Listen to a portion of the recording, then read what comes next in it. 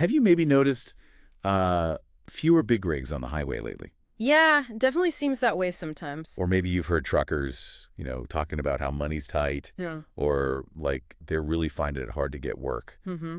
Mm-mm. That's being talked about a lot. Well, if you've noticed that, Yeah. it's not just random. It's actually uh, clear signs of a pretty big economic shift happening, something that's, affecting the backbone of our economy.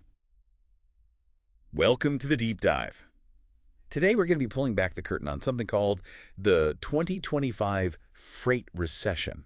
Right. Now, that might sound really specific, like just an industry thing, maybe a bit niche. It can sound that way at first, yeah. But what we're hoping to unpack today is how deeply it actually affects, well, everyone. From the stuff in your grocery cart to the furniture you might order online. So, yeah, the 2025 freight recession. Yeah. For anyone hearing that term for the first time, what does freight recession actually mean? Is it just like fewer trucks on the road, or is it something deeper? Oh, it's definitely deeper. Fundamentally, it's a time when the actual volume of goods being moved around drops significantly. Okay, the sheer volume. Exactly. Less cargo moving across the country. And that directly hits the whole transportation and logistics sector hard. Right. So you get fewer shipping volumes and, this is crucial, lower revenues for the companies involved. It really reflects a broader economic slowdown, but, specifically within this absolutely vital sector.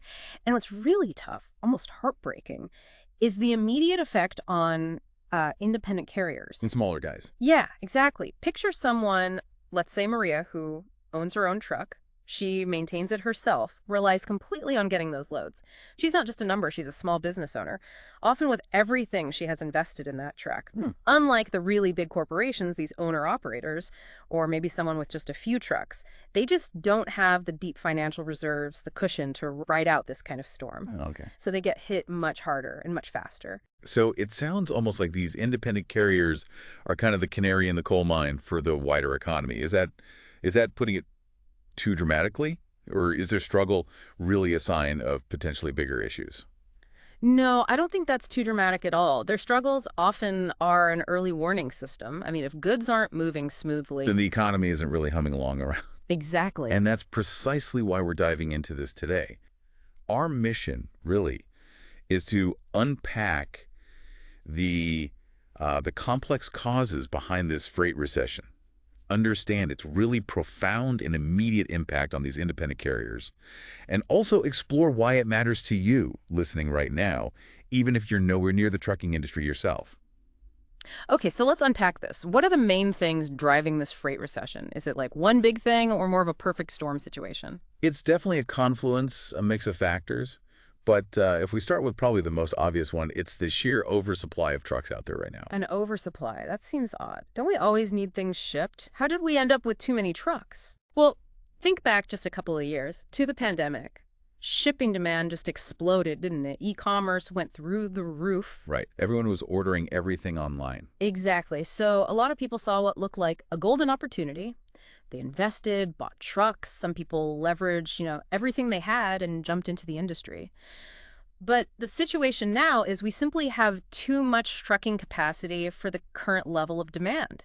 More trucks available than there are loads that need hauling. And that immediately pushes freight rates down because everyone's scrambling, competing really hard for fewer jobs. Okay, so that's the supply side, this big overhang of trucks. But that's only half of it. Right.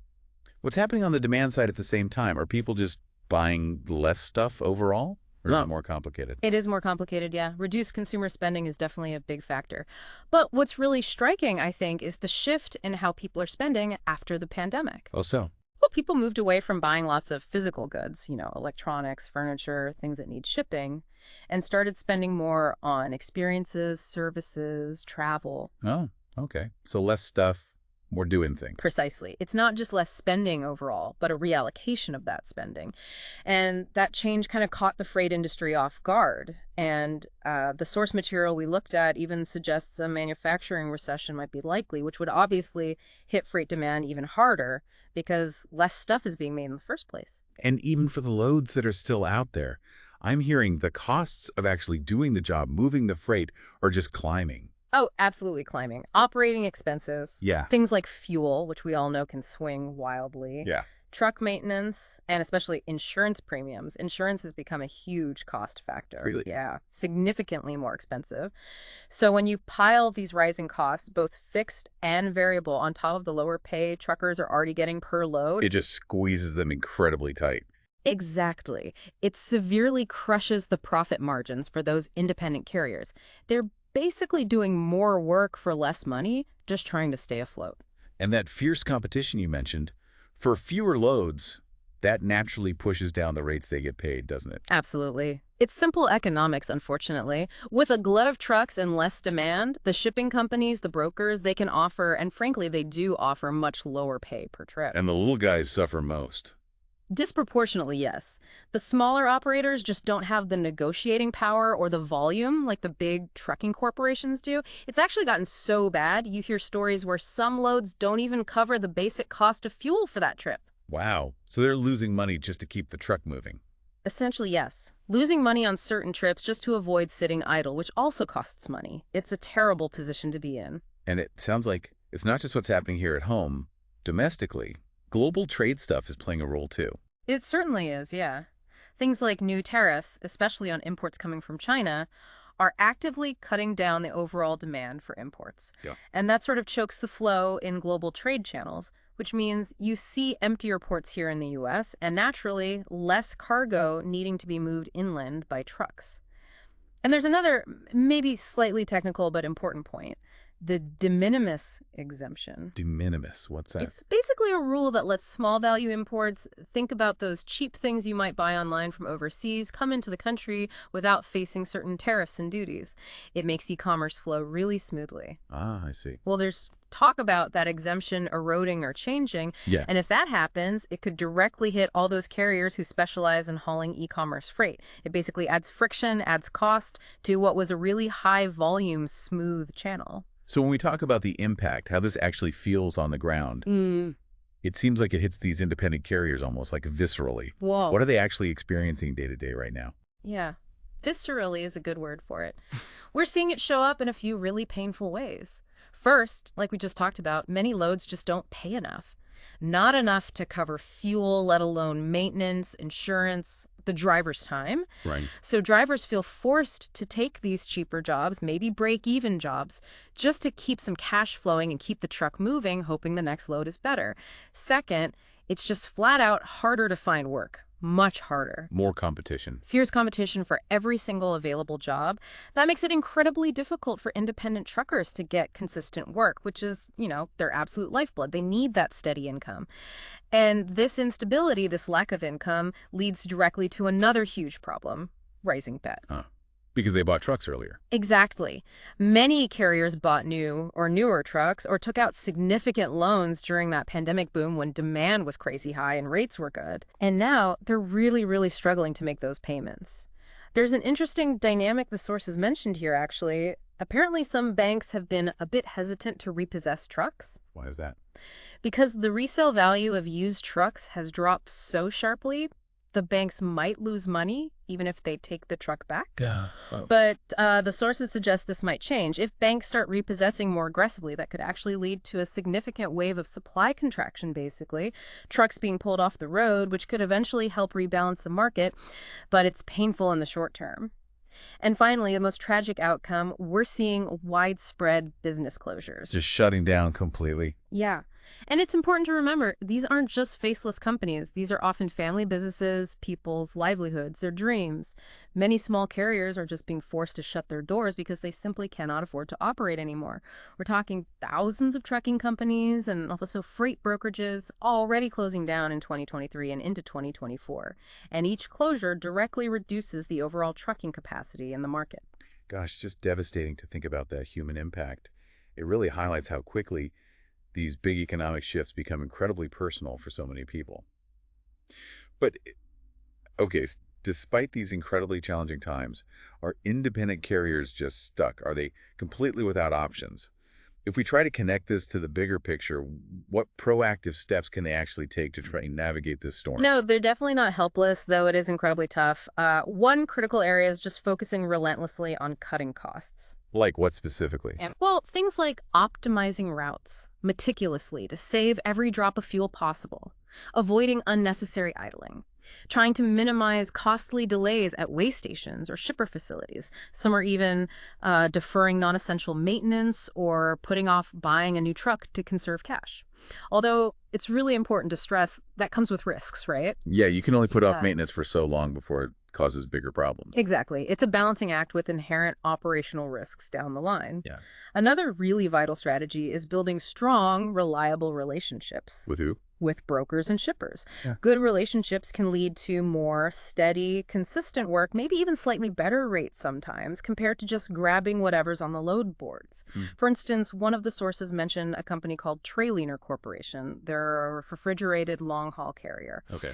They made a specific point of diversifying who they worked with, their contracted customer base, and also the types of freight they hauled. And that strategy apparently helped them maintain more consistent business, even when the overall market was volatile. So don't put all your eggs in one basket, basically. Pretty much, yeah. And related to that is diversifying the actual services offered. How so? Maybe exploring new niches. If you usually haul dry van, maybe look into refrigerated freight or perhaps local delivery work, which might be less affected by long-haul rate drops. Some companies are even looking at strategic shifts like using intermodal rail for parts of a long journey or carefully retiming shipments to avoid peak congestion or find better rates. It's about finding profitable niches. And of course, using those load boards wisely is still important. It's not just about finding a load, it's about knowing when and where to haul and understanding which rates are genuinely profitable after all costs. That knowledge can make a huge difference. And lastly, just staying informed. Really keeping an eye on market trends is key. Watching the indicators. Yeah, watching economic indicators, broader market trends, policy changes like those tariffs we discussed. Being informed allows carriers to anticipate shifts and respond proactively rather than just reacting when things change suddenly. It's about trying to stay ahead of the curve, or at least on it, not constantly chasing it. So thinking about the listener now, Hmm. what does all this mean for you? Even if you're not in trucking, why should you care about this freight recession? Well, it absolutely affects everyone. Fewer trucks efficiently moving goods around that can quickly lead to delays. Delays in getting products to store shelves or to your doorstep if you order online. Empty shelves, longer waits. Exactly. And eventually that inefficiency, those delays, they can contribute to higher prices for everyday things you buy. It really ripples through the entire supply chain from the factory all the way to your home. It just reinforces how crucial truckers are, doesn't it? Especially these independent owner-operators. They play such a vital role in keeping our economy moving. So their struggles really are, in a way, everyone's concern because they ultimately affect everyone's wallet and access to goods. And while the industry has definitely been in a significant downturn, really since about mid-2022, Yeah, it's been a while. it has. But analysts are starting to suggest that the market is beginning to rebalance itself. There's some cautious optimism, maybe potential for improved spot rates. Those are the rates for immediate one-off loads, which have been really depressed. Why would they improve? Well, as some of that excess capacity we talked about, those extra trucks, starts to bleed off, either through closures or trucks just being parked. The supply and demand gets a bit more balanced. Exactly. It's a slow and often painful process, but it's how markets tend to correct. And historically, the trucking industry has always been incredibly adaptable, very resilient. It's weathered many storms like this before. So with smart decisions by carriers, maybe better use of technology and tools, and hopefully continued support within the industry, independent carriers can weather this storm and position themselves for when things eventually do rebound. So maybe a final thought to leave everyone with. This ongoing freight recession, it's really more than just a problem for the trucking sector, isn't it? Absolutely. It's actually a powerful, very tangible example of how all these big forces, global economics, the way we all change our spending habits, even individual business choices made by truckers, are all intricately woven together. Yeah, it all connects. And it ultimately impacts the cost and the availability of pretty much everything we consume. It maybe encourages us to reflect a bit on this essential, often unseen backbone of our economy, the trucks and the drivers, and how understanding the health of that system actually helps us understand our own economic lives a little better.